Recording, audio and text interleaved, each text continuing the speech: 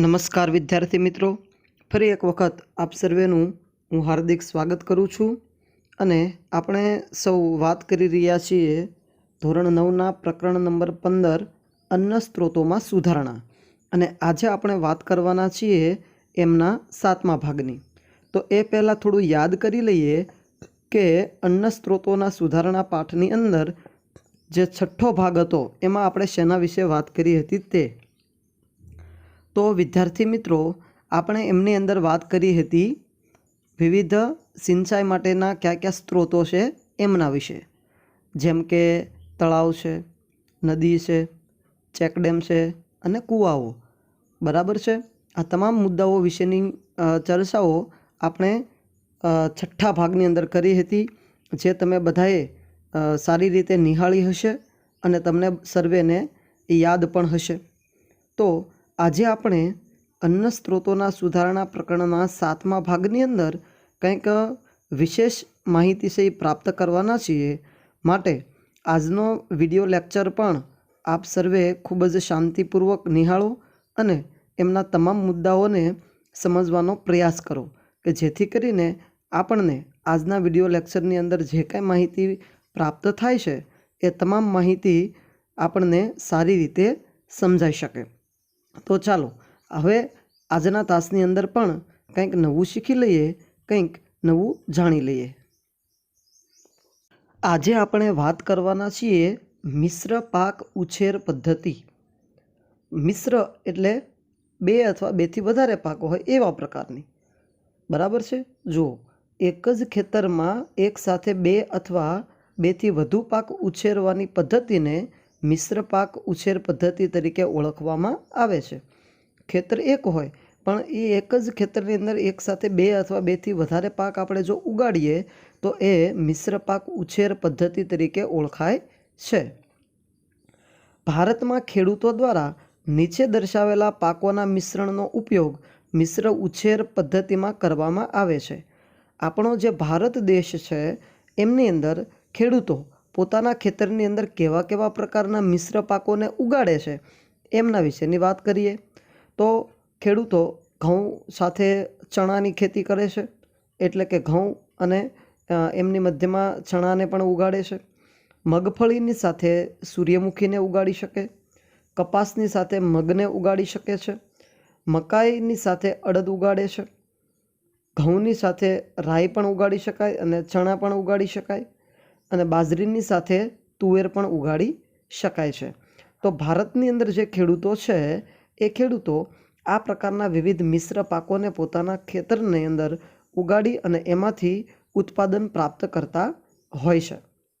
તો અહીં જે કાંઈ પાકો આપ્યા છે મિશ્ર પાકો, એ તમામને આપણે યાદ રાખવાના હોય, કારણ કે એવો પ્રશ્ન પૂછાઈ શકે કે ભારતમાં ખેડૂતો મકાઈની સાથે કયા પાકને મિશ્ર પાક તરીકે લે છે, તો આપણને ખબર હોવી જોઈએ કે મકાઈની સાથે અડદને લે છે. આ રીતે તમામ પ્રશ્નો છે એ આમાંથી પૂછાઈ શકવાની શક્યતાઓ રહેલી છે. હવે મિશ્ર પાક ઉછેર પદ્ધતિના લાભ કયા પ્રકારના છે એમના વિશેની વાત કરી લઈએ. આ ઉછેર રીતથી નુકસાન થવાની સંભાવના ઓછી થઈ જાય છે. આ જે ઉછેર પદ્ધતિ છે એમાં નુકસાન, જે પાકનું નુકસાન છે એ નુકસાન થવાની જે સંભાવનાઓ છે એ એકદમ અલ્પ માત્રામાં થઈ જાય છે, કારણ કે એક પાક નાશ થવા છતાં બીજા પાકના ઉત્પાદનની આશા જાગૃત રહે છે. માની લો કે અહીં આપણે મગફળી અને સૂર્યમુખીનું ઉત્પાદન કર્યું હોય, પણ મગફળીનો પાક કોઈ કારણોસર જો ફેલ થાય, એટલે કે એની અંદર કોઈ જીવાત આવી જાય અથવા તો એમાં નુકસાન પહોંચે, તો આપણે સૂર્યમુખીનો પાક લઈ શકીએ છીએ. એટલે કે બેમાંથી એક પાકનું ઉત્પાદન આપણને મળી શકે છે, કે જેથી કરીને એકદમ 100% આપણી ખેતી છે એ નિષ્ફળ જતી નથી. એટલે બેમાંથી એક પાકના ઉત્પાદનની અપેક્ષાઓ આપણને રહેતી હોય છે. તો આ વાત થઈ મિશ્ર પાક ઉછેર પદ્ધતિ. કોને કહેવાય, કયા કયા પ્રકારના પાકોને મિશ્ર પાકો તરીકે ઉપયોગમાં લેવામાં આવે છે, અને આ મિશ્ર પાક ઉછેર પદ્ધતિ જે છે એ કેવા કેવા પ્રકારના ફાયદાઓ ધરાવે છે એમના વિશે. તો આ માહિતી તમને સર્વેને ખૂબ સારી રીતે સમજાઈ ગઈ હશે. ચાલો હવે આગળની માહિતી પ્રાપ્ત કરીએ. હવે આપણે વાત કરવાની છે આંતર પાક ઉછેર પદ્ધતિ. આંતર એટલે મધ્યમાં એનો સામાન્ય અર્થ આપણે લઈ શકીએ છીએ। જુઓ, એક જ ખેતરમાં નિર્દેશિત માળખામાં 2 અથવા 2થી વધારે પાકને એક સાથે ઉગાડવાની પદ્ધતિને આંતરપાક ઉછેર પદ્ધતિ કહે છે। આપણા ખેતરની અંદર જે હરોળ હોય છે, હરોળ એટલે કે આપણે આપણી સાદી ભાષામાં જેને પાળિયા કહીએ છીએ, એમાં વચ્ચે જે જગ્યા હોય એમાં બીજો પાક ઉગાડવાની જે પદ્ધતિ છે એ આંતરપાક ઉછેર પદ્ધતિ તરીકે ઓળખાય છે। કેટલીક હરોળમાં એક પ્રકારનો પાક અને તેની એકાંતરે આવેલી બીજી હરોળમાં, એટલે કે જેને આપણે સાંચ કહીએ છીએ, એમાં બીજો પાક ઉગાડવામાં આવે છે। આમાં શું થાય છે કે એક હરોળમાં એક પાક અને જે બીજી હરોળ હોય એમાં બીજો પાક, એમ એટલે કે એની જે વચ્ચે જે સાંચ પડતા હોય, બરાબર, તો એમાં બીજો પાક ઉગાડવામાં આવે તો એ આંતરપાક ઉછેર પદ્ધતિ તરીકે ઓળખાય। દાખલા તરીકે જે સોયાબીન અને મકાઈ, આ બંનેને છે ને આંતરપાક તરીકે આપણે ઉપયોગમાં લઈ શકીએ છીએ। અને એ જ પ્રકારે બાજરી અને ચોળા, બરાબર, તો એક સાંચની અંદર બાજરી અને એકમાં ચોળાને ઉગાડવામાં આવે તો પણ એને આપણે બંને પાકનું ઉત્પાદન છે એ ખૂબ જ સારી રીતે પ્રાપ્ત કરી શકીએ છીએ। આંતરપાક ઉછેર પદ્ધતિમાં પાકની પસંદગી એ પ્રકારે કરવામાં આવે છે કે તેઓના પોષક દ્રવ્યોની આવશ્યકતાઓ ભિન્ન હોય, તેથી પોષક દ્રવ્યોનો વધુ માત્રામાં ઉપયોગ થાય અને પોષક દ્રવ્યો માટે તેમની વચ્ચે કોઈ સ્પર્ધા ન થાય। એ કહેવા માગે છે કે આંતરપાક ઉછેર પદ્ધતિમાં કેવા પાકો ઉગાડવા જોઈએ કે જે બંને પાક આપણે ઉગાડ્યા હોય તો એ બંને પાકની અંદર એના પોષક દ્રવ્યો અલગ અલગ જોઈએ। એક સમાન પોષક દ્રવ્યોની આવશ્યકતા ન હોય પણ અલગ અલગ પ્રકારના પોષક દ્રવ્યો એમને જોઈતા હોય એવા પાકોને છે એ ઉગાડવામાં આવે કે જેથી કરીને બંને પાકને અલગ અલગ પ્રકારના પોષક દ્રવ્યો પણ મળી રહે અને જે તે પાક જે છે એ એક પ્રકારનો પોષક દ્રવ્ય લેવા માટે કોઈ પણ પ્રકારની સ્પર્ધા ન કરે। સ્પર્ધા ન કરવી એટલે શું? તો કે ભાઈ એ જમીનમાંથી પોષક દ્રવ્યો ગ્રહણ ન કરી લે, નહીંતર બનશે એવું કે એક પાક જે છે એ પોષક દ્રવ્ય જે તે જરૂરી લઈ લેશે તો બીજા પાકને છે એ પોષક દ્રવ્યની ઉણપ સર્જાશે, તો જેના કારણે એ પાક છે એ સારી રીતે ઉગી શકશે નહીં, બરાબર છે। તો અહીં આંતરપાક ઉછેર પદ્ધતિમાં એવા જ પાકો ઉગાડવામાં આવે છે કે જે બંને પાકોને પોષક દ્રવ્યો અલગ અલગ માત્રામાં જોઈતા હોય એવા પ્રકારના। હવે આ આંતરપાક ઉછેર પદ્ધતિ જે છે એમાંથી આપણને કેવા કેવા પ્રકારના ફાયદાઓ થતા હશે એમના વિશે વાત કરીએ। બંને પાકનું ઉત્પાદન સારું મેળવી શકાય। અહીં જે આંતરપાક ઉછેર પદ્ધતિમાં આપણે પાક ઉગાડ્યા હોય એ બંને પાકનું ઉત્પાદન આપણે સારી માત્રામાં મેળવી શકીએ છીએ। એક પ્રકારના પાકની બધી વનસ્પતિઓમાં જંતુ અથવા રોગોને ફેલાતા રોકી શકાય। જો બરાબર સમજીએ, એક પ્રકારના પાકની બધી વનસ્પતિઓમાં જંતુ અને રોગને ફેલાતા પણ રોકી શકાય। અહીં દાખલા તરીકે 2 પાક આપણે ઉગાડ્યા હોય, બરાબર છે, તો 2 પાકમાંથી આપણને જે તે એક પાકની અંદર જે કંઈ જંતુઓ અથવા તો રોગ લાગુ પડ્યો હોય તો એને એક ઉપર આપણે જંતુનાશક દવાનો છંટકાવ કરી અને એ પાકમાંથી જંતુઓ અને જે કાંઈ રોગો હોય એને ફેલાતા આપણે રોકી શકીએ છીએ। અહીં સરસ મજાનું એક ચિત્ર આપ્યું છે આંતરપાક ઉછેર પદ્ધતિનું, તો એમની અંદર પાકો કઈ રીતે ઉગાડવામાં આવે છે એ અહીં આપણે સરસ રીતે જોઈ શકીએ છીએ। તો આ વાત હતી આંતરપાક ઉછેર પદ્ધતિની। ચાલો હવે આગળ જોઈએ।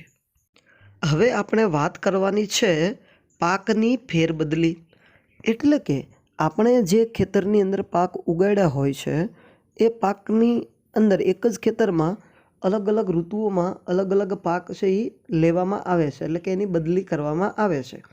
એ કઈ રીતે હોય છે એમના વિશેની વાત। તો અહીં કીધું છે આપણને કે પૂર્વ આયોજન કાર્યક્રમ અનુસાર એક ખેતરમાં ક્રમવાર વિવિધ પાક ઉગાડવામાં આવે તેને પાકની ફેરબદલી કહે છે। પૂર્વ આયોજન કાર્યક્રમ અનુસાર એટલે કે વર્ષ પહેલાં જ આપણે એનું આયોજન કરેલું હોય કે આ પાક પછી આ ખેતરની અંદર આ પ્રકારના પાકને આપણે ઉગાડવાનો છે અને એ પ્રમાણે ક્રમવાર ખેતરની અંદર જે પાક ઉગાડવામાં આવે છે એને પાકની ફેરબદલી તરીકે ઓળખવામાં આવે છે। પાકની ફેરબદલી પરિપક્વન સમયગાળા પર આધારિત વિવિધ પાકનું સંમિશ્રણ કરવા માટે અપનાવવામાં આવે છે। પાકની જે કાંઈ ફેરબદલી આપણે કરીએ છીએ એટલે કે એક પાક ઉગાડ્યા પછી એમની જગ્યાએ બીજો પાક જ્યારે ઉગાડવામાં આવે છે તો એનો મુખ્ય આધાર કોના ઉપર રહેલો હોય છે? તો કે એમના પરિપક્વન સમયગાળા પર, એટલે કે એ પાક ક્યારે પરિપક્વ થશે, ક્યારે એને આપણે ખેતરની બહાર કાઢી શકશું, તો એનો સમયગાળો કેટલો છે એના આધારે છે એ વિવિધ પાકનું સંમિશ્રણ કરવામાં આવતું હોય છે.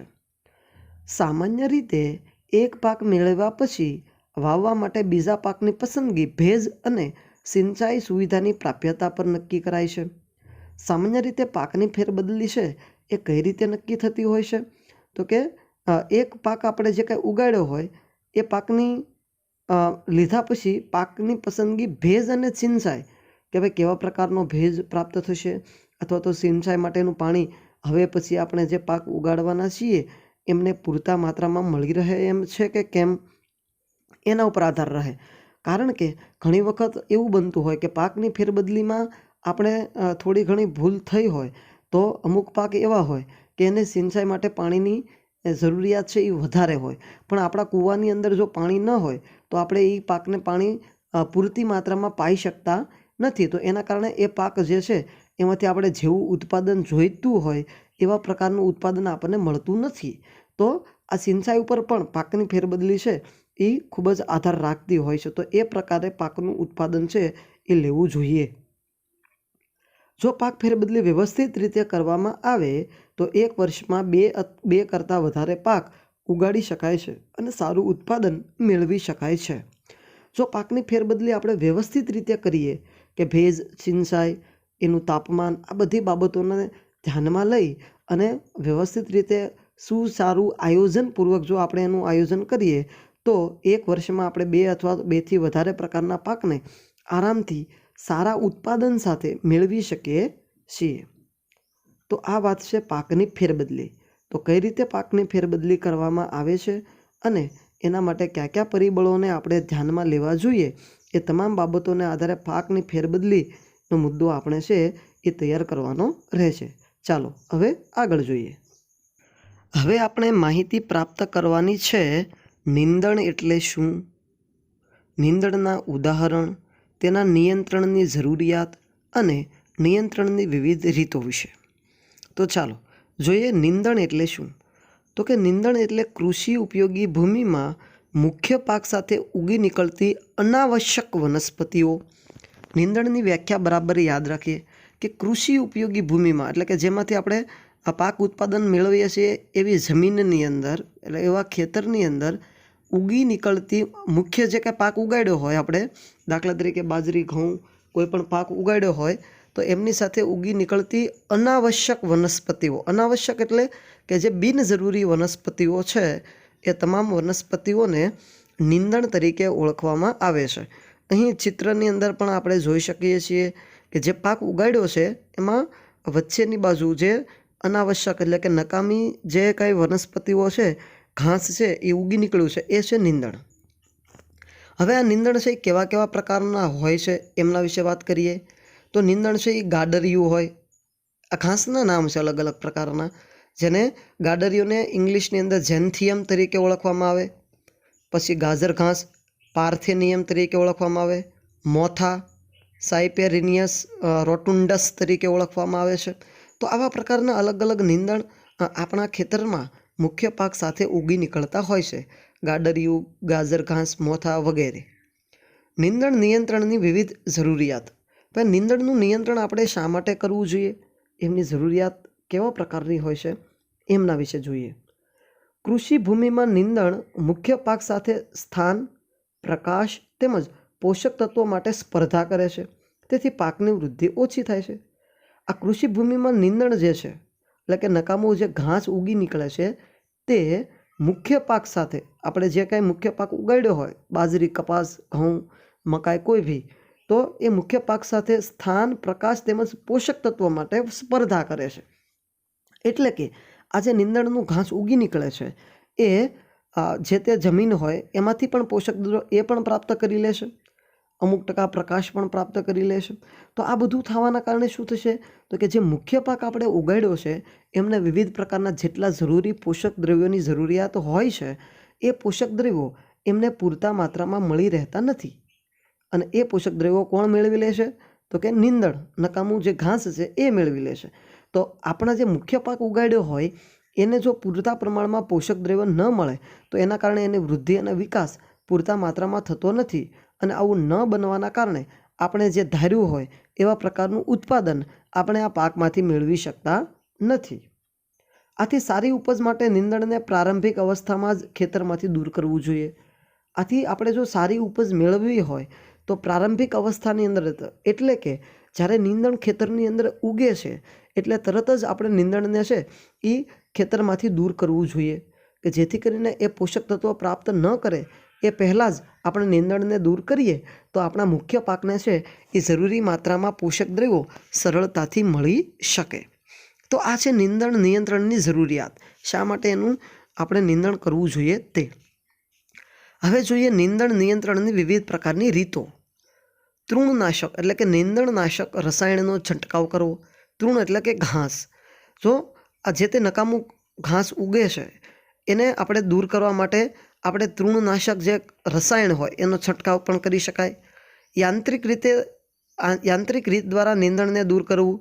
યાંત્રિક રીત દ્વારા એટલે કે હાથેથી છૂંટીને, એટલે કે ઘણી વખત આપણે આપણા ખેતરની અંદર જે કાંઈ પાક ઉગી નીકળતો હોય છે એ પાકને આપણે સાદી ભાષામાં કહીએ તો પારવું એવો શબ્દ આપણે વાપરતા હોઈએ છીએ. તો એ દાતરડી દ્વારા પણ આપણે છે એ નકામા નીંદણને છે એ દૂર કરી શકીએ છીએ. તો આ એક પ્રકારની યાંત્રિક રીત છે, હાથેથી છૂંટીને. અને બીજી રીત એ છે કે આપણે જંતુનાશક એવી દવાઓનો પણ આપણે છંટકાવ કરી અને આ તૃણનાશક દવાઓથી આપણે છે એ નીંદણને દૂર કરી શકીએ છીએ. ત્યાર પછી સમયસર પાક ઉગાડવો. યોગ્ય ચાલ એટલે કે જે આપણે આપણી ભાષામાં ક્યારીઓ કહીએ છીએ એવી ક્યારીઓ આપણે તૈયાર કરી શકીએ. આંતરિક પાક લેવા માટે અને પાકની ફેરબદલી જેવી નિષેધાત્મક રીતો નીંદણને નિયંત્રણ કરવામાં મદદરૂપ થાય છે. ટૂંકમાં કહીએ તો આપણે જે ખેતરની અંદર મુખ્ય પાક ઉગાડ્યો હોય એ પાકની સારી એવી સાવચેતી માટે આપણે આંતરિક પાક પણ એની અંદર લઈ શકીએ, પાકની ફેરબદલી પણ કરી શકીએ છીએ. અને એ જે મુખ્ય પાક ઉગાડ્યો હોય એમાં અલગ અલગ પ્રકારની ક્યારીઓ બનાવી અને આપણે છે એ આ નીંદણોને દૂર કરી શકીએ છીએ અને એને ઉગતા અટકાવી શકીએ છીએ. તો આ વાત છે નીંદણ નિયંત્રણની વિવિધ પ્રકારની રીતો. તો હવે તમને ખ્યાલ આવી ગયો હશે કે નીંદણ આપણે કોને કહીએ છીએ, આ નીંદણ છે એનું નિયંત્રણ કરવાની જરૂરિયાત શા માટે છે, અને આ જરૂરિયાત છે તો એને કઈ રીતે આપણે આ નીંદણને છે એ દૂર કરવી જોઈએ, એના માટેની અલગ અલગ પ્રકારની રીતો. તો આ વાત થઈ નીંદણ વિશે. તો ચાલો હવે આગળની માહિતી પ્રાપ્ત કરી લઈએ. ચાલો હવે જોઈએ કે કીટકો જે છે એ પાકની ઉત્પાદકતા કેવી રીતે ઘટાડે છે અને આપણે એમનું નિયંત્રણ કઈ રીતે કરવું જોઈએ એમના વિશે. તો કીટકો છે એ સામાન્ય રીતે 3 પ્રકારના હોય અને 3 પ્રકારે એ વનસ્પતિઓ પર આક્રમણ પણ કરી શકે છે. આક્રમણ કરે એટલે પછી શું કરે છે તો કે પાકને ખરાબ કરી નાખે છે અને પાકની ઉત્પાદકતા તે ઘટાડે છે. કઈ રીતે? તો કે મૂળ, પ્રકાંડ અને પર્ણોને કોતરી નાખે. એક આ રીતે પણ એ નુકસાન કરી શકે. આપણા ખેતરની અંદર જે કાંઈ આપણે પાક ઉગાડ્યો હોય એના મૂળ, પ્રકાંડ અથવા તો પર્ણને કોતરી નાખીને એ પાકને નુકસાન પહોંચાડી શકે. તે વનસ્પતિઓના વિવિધ ભાગોમાંથી કોષ રસ ચૂંચી લે છે. વનસ્પતિના વિવિધ ભાગો હોય એમાંથી કોષ રસને પણ ચૂંચી લે છે. કોષ રસ એટલે શું એ આપણને ખ્યાલ છે કે ભાઈ કોષની અંદર આવેલું જે પ્રવાહી દ્રવ્ય છે એને કોષ રસ તરીકે ઓળખવામાં આવે છે. તો એમને પણ ચૂંચી લે. એના કારણે શું થશે કે વનસ્પતિએ જે કાંઈ જમીનમાંથી પોષક દ્રવ્યો પ્રાપ્ત કર્યા છે અને એમાંથી એમને જે કાંઈ શક્તિ કોષ રસમાં પ્રાપ્ત કરી છે તો એ કોષ રસને ચૂંચી લે. એના કારણે પાક જે છે એ પૂરતી માત્રામાં એની વૃદ્ધિ અને વિકાસ થતો નથી. તે પ્રકાંડ અને ફળોમાં છિદ્ર કરી નાખે છે. આ ઉપરાંત વનસ્પતિનું જે પ્રકાંડ અને ફળ હોય એમાં પણ છિદ્ર કરી નાખે. એના કારણે પણ એને વૃદ્ધિ અને વિકાસ છે એ અટકતો હોય છે. તો કીટકો જે છે એ 3 પ્રકારે આપણા પાકને છે એ નુકસાન પહોંચાડતા હોય છે. હવે આ કીટકો પાકને નુકસાન ન પહોંચાડે એના માટે આપણે શું કરવું પડશે તો કે કીટકોનું નિયંત્રણ કરવું પડશે. તો આ કીટક નિયંત્રણ માટે આપણે શું કરીએ એમના વિશે વાત કરી લઈએ. તો કે ભાઈ કીટક નિયંત્રણ માટે આપણે કીટનાશક રસાયણોનો પાકની વનસ્પતિઓ પર છંટકાવ કરવામાં અથવા તો બીજ અને ભૂમિના ઉપચાર માટે રસાયણોનો ઉપયોગ કરવામાં આવે તો આપણે કીટકોનું નિયંત્રણ કરી શકીએ છીએ. શું કરી શકાય? એક તો કીટનાશક જે રસાયણો હોય, બરાબર, કે જે કીટકોનો નાશ કરે છે, આવા રસાયણોનો આપણે ઉપયોગ કરી અને વનસ્પતિ ઉપર છંટકાવ કરીએ તો એ કીટકો મૃત્યુ પામે. આ ઉપરાંત બીજ અને ભૂમિના ઉપચાર માટે રસાયણોનો ઉપયોગ પણ કરવામાં આવે છે. એટલે કે જે ભૂમિની અંદર એટલે કે જે આપણે ખેતીલાયક જમીન છે એમની અંદર જે કાંઈ રસાયણો છે એનો પણ ઉપયોગ કરવામાં આવે તો પણ કીટકો છે એ ખેતરની અંદર થતા નથી. તો આ રીતે એક રીત છે કે જેનાથી આપણે કીટકોનું નિયંત્રણ કરી શકીએ છીએ. આ રસાયણોનો નિયત માત્રામાં ઉપયોગ કરવો જરૂરી છે, અન્યથા વનસ્પતિ અને પ્રાણીઓ માટે ઝેરી અસરો સર્જે છે અને આ રસાયણો પર્યાવરણીય પ્રદૂષણ પ્રેરે છે. કહેવાનો અર્થ એટલો જ છે કે આપણે કીટકોના નાશ માટે જે જંતુનાશક દવાઓનો કે રસાયણોનો જે કાંઈ છંટકાવ કરીએ છીએ એ જરૂર પૂરતી માત્રામાં હોવો જોઈએ. જો વધારે પડતો હોય તો એ વનસ્પતિની અંદર આ જે જંતુનાશક દવાઓ અથવા તો રસાયણો હોય એ ભળે છે અને એને જે તે પ્રાણીઓ અને મનુષ્ય સહિતના તમામ સજીવો જો ખોરાકમાં લે તો એ જે તે સજીવના શરીરની અંદર પણ દાખલ થવાની શક્યતા છે. આ ઉપરાંત પર્યાવરણીય પ્રદૂષણ માટે છે તો એ વધારે નુકસાનકારક છે. તો જંતુનાશક દવાઓનો છંટકાવ આપણે છે એ કેવો કરવો જોઈએ? તો કે પૂરતી માત્રામાં જ છે એ કરવો જોઈએ. કીટ પ્રતિરોધક ક્ષમતા ધરાવતી જાતોનો ઉપયોગ કરવામાં આવે તો પણ આપણે કીટકોનું નિયંત્રણ કરી શકીએ છીએ. કીટ પ્રતિરોધક ક્ષમતા ધરાવતી વિવિધ જાતો એટલે કે આપણે ખેતરની અંદર જે અલગ અલગ જાતો વિકસાવીએ છીએ ને તો એમાં એવી જાતો વિકસાવીએ કે જેથી કરીને એક કીટ પ્રતિરોધક એટલે કે કીટકો સામે લડી શકે ને કીટકો એનું નુકસાન ઓછું પહોંચાડી શકે અથવા તો પહોંચાડી જ ન શકે એવા પ્રકારની જાતોનો જો આપણે ઉપયોગ કરીએ તો પણ આપણા પાકને નુકસાન થતું અટકાવી શકાય છે. ઉનાળાની ઋતુમાં ઊંડાઈ સુધી હળ ચલાવીને કે ખેડીને તેમજ અન્ય કેટલીક નિષેધાત્મક પદ્ધતિઓ વડે કીટ નિયંત્રણ કરી શકાય છે.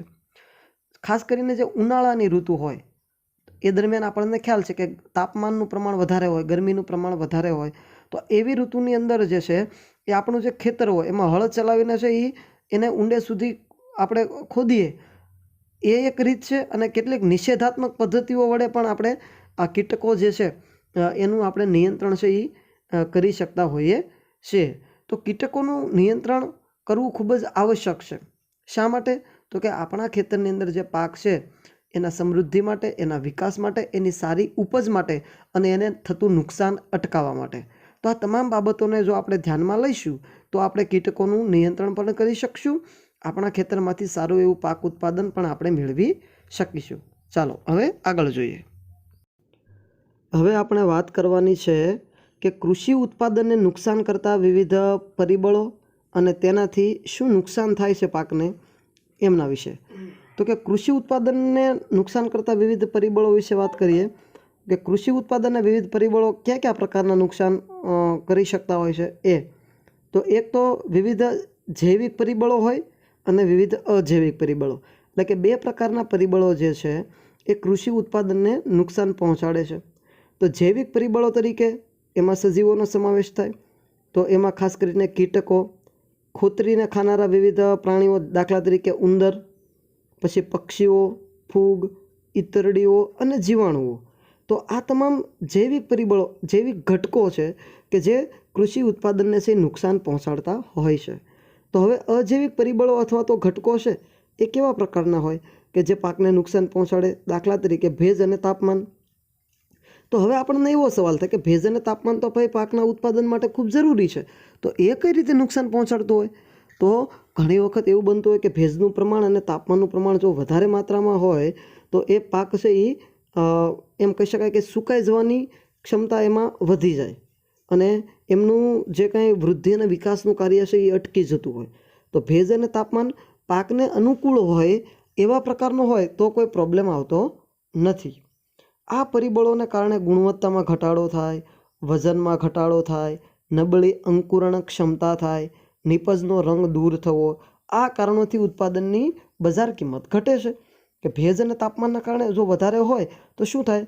તો કે એની જે પાકની ગુણવત્તા હોય એમની અંદર એક ઘટાડો થાય, ત્યાર પછી એના વજનમાં પણ ઘટાડો થાય, નબળી અંકુરણ ક્ષમતા ઉત્પન્ન થાય, પછી જે કાંઈ નીપજ આપણે પ્રાપ્ત કરી હોય એનો રંગ પણ પરિવર્તન થાય અને એના કારણે શું થાય? આ બધું પ્રોબ્લેમ થવાના કારણે કે જ્યારે બજારની અંદર આપણે આપણો પાક છે એ વેચાણ માટે લઈ જઈએ છીએ ત્યારે આપણે એનું જેટલું ઉત્પાદન જોઈતું હોય એટલા પ્રમાણમાં ઉત્પાદન મળતું નથી. દાખલા તરીકે કપાસની વાત કરીએ તો કપાસમાં ઘણી વખત એના જે રૂ હોય એમાં રંગ પરિવર્તન થાય અને એનો વજન બરાબર ન થાય તો એના કારણે આપણે જેવું ધારીએ એટલો ભાવ એનો આપણને પ્રાપ્ત થતો નથી. તો આવા વિવિધ પ્રકારના નુકસાન છે એ પાકને થતા હોય છે આ જૈવિક અને અજૈવિક પરિબળોના કારણે. બરાબર, જે તમને સારી રીતે સમજાયું હશે. ચાલો હવે આગળની માહિતી પ્રાપ્ત કરી લઈએ. હવે આપણે જોવાનું છે કે અનાજ સંગ્રહ કરતાં પહેલાં કઈ બાબતો જરૂરી છે. આપણે પાક ઉત્પાદનના અંતે જે કંઈ અનાજ આપણે પ્રાપ્ત કર્યું, બરાબર, એની લણણી કરી અને આપણને જે અનાજ મળ્યું છે, તો એ લણણી પછી એ અનાજનો સંગ્રહ આપણે કઈ રીતે કરવો જોઈએ. તો અનાજ સંગ્રહ કરતાં પહેલાં નુકસાનકારક જૈવિક અને અજૈવિક પરિબળો પર નિયંત્રણ મેળવવા માટે યોગ્ય ઉપચાર જરૂરી છે. અનાજ આપણે જ્યારે સંગ્રહ કરીએ ત્યારે જૈવિક અને અજૈવિક પરિબળો કે જેમને નુકસાન પહોંચાડે છે એનાથી પૂરી સાવચેતી રાખવી જરૂરી છે. જૈવિક પરિબળો ક્યાં ક્યાં છે એ હમણાં આપણે જોયું, અજૈવિક પરિબળો ક્યાં છે એની વાત પણ આપણે કરી. તો એનાથી નિયંત્રણ મળી રહે એવી કંઈક પદ્ધતિ આપણે અપનાવવી જોઈશે. આ માટે સંગ્રહ કરતાં પહેલાં નિરોધક અને નિયંત્રણ પદ્ધતિનો ઉપયોગ કરવામાં આવે છે. આ માટે સંગ્રહ કરતાં પહેલાં એટલે કે જે અનાજ જે છે એને આપણે સંગ્રહ કરીએ છીએ એ સંગ્રહ કરતાં પહેલાં નિરોધક અને નિયંત્રણ એટલે કે નિરોધક એટલે કે અટકાવ અને નિયંત્રણ એટલે એના ઉપરનું નિયંત્રણ. બરાબર છે, એ પદ્ધતિનો ઉપયોગ કરો. દાખલા તરીકે એમની વિશે આપણે વાત કરી છે કે સંગ્રહ કરતાં પહેલાં ઉત્પાદનની નિયંત્રિત સફાઈ કરીને પહેલાં સૂર્યપ્રકાશમાં અને પછી છાંયડામાં સારી રીતે સૂકવવામાં આવે છે. આપણે જે કાંઈ અનાજ ઉગાડ્યું હોય એનું જે કાંઈ નીપજ આપણને મળી છે એમને સંગ્રહ કરતાં પહેલાં એની પહેલાં સફાઈ કરી પછી એને સૂર્યપ્રકાશમાં આપણી ભાષામાં કહીએ એને તપાવવા મૂકવો પડે અને ત્યાર પછી છાંયડામાં એને સારી રીતે સૂકવવામાં આવે તો એ પાકને નુકસાન થતું આપણે અટકાવી શકીએ છીએ. એ નીપજને આપણે નુકસાન થતું અટકાવી શકીએ છીએ. ત્યારબાદ રસાયણયુક્ત ધુમાડાનો ઉપયોગ કરતા જંતુઓ મરી જાય છે અને આ પદ્ધતિઓ દ્વારા અનાજનો સુરક્ષિત સંગ્રહ થાય છે. એટલે જો આપણે સૌપ્રથમ તાપમાનમાં સૂર્યપ્રકાશની અંદર આપણે એ અનાજને સૂકવ્યું હોય અને પછી છાંયડામાં લાવ્યા હોય તો શું એનો ફાયદો થશે? તો કે ભાઈ જે કાંઈ નકામા નાના નાના જંતુઓ જે છે ને એ તડકામાં શું થશે, એ મૃત્યુ પામશે અને પછી આપણા પાકને નુકસાન પહોંચાડી શકશે નહીં. અને પછી આપણે પાકને છાંયડાની અંદર સારી રીતે કોઈ પણ ગોદામ હોય એમાં પણ આપણે એનો સંગ્રહ કરી શકીએ છીએ. તો આ વાત હતી અનાજ સંગ્રહ કરતાં પહેલાં કઈ કઈ બાબતોને આપણે ધ્યાનમાં લેવી જોઈએ. તો આ તમામ બાબતો તમને સારી રીતે સમજાય છે. તો વિદ્યાર્થી મિત્રો, આજના લેક્ચરની અંદર આપણે ટોટલ આટલી માહિતીઓ છે એ પ્રાપ્ત કરવાની હતી, જે તમને બધાને ખૂબ જ સારી રીતે સમજાઈ ગઈ હશે એવી હું અપેક્ષા રાખું છું. હવે મળીશું આના પછીના તાસમાં, પણ એ પહેલાં જોઈએ આજના તાસનું ગૃહ કાર્ય.